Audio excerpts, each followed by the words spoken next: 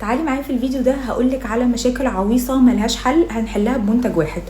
ازاي تحلي مشكلة الهالات والانتفاخات تحت العين بحاجة فعالة جدا وطبيعية، وازاي لو عندك فراغات في شعرك وشعرك خفيف ومش بيتقل ولا بيطول نحلها برضو بحاجة من الطبيعة. طب لو عندك سيليولايت اللي كلنا كبنات بنعاني منه ومش لاقيين له علاج، طب لو انت عايزة حاجة تحفز الكولاجين والالاستين في بشرتك عشان بشرتك تفضل كده جلوي وهيلثي وما تعجزش، كل ده بيحله منتج واحد ومن الطبيعه. ايوه زي ما سمعتي كده، وهو زيت القهوه.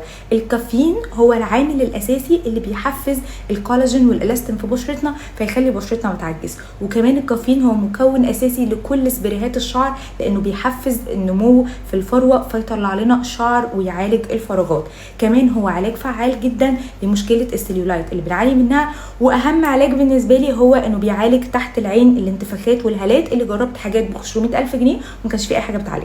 اول نتيجه لاحظتها مع المداومه على الزيت ده شهر كامل هو ان هالاتي وانتفاخاتي قلت جدا، وبعد تجربه منتجات غاليه جدا للعين وبتحتوي على الكافيين مفيش حاجه قدرت تديني فعاليه لمنطقه تحت العين اكتر من زيت القهوه. فبجد يا جماعه هو خطير، وعلى قد ما الزيت ده فعلا خطير وهيفرق معاكم خدوا بالكم لانه في منه مضروب كتير في السوق للاسف، وانا نفسي اتغشيت فيه.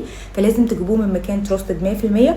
اكتر مكان انا بثق فيه وبجيب منه كل الزيوت بتاعتي هو بيت الزيت. كل الزيوت عندهم اوريجينال 100%. هسيب لكم البيج بتاعتهم وتسالوهم على زيت القهوه. وبس كده، لو عجبكم الفيديو اكتبوا لي اي سؤال عندكم في الكومنتس، اعملوا لي فولو فور مور. وبس كده، بحبكم، باي.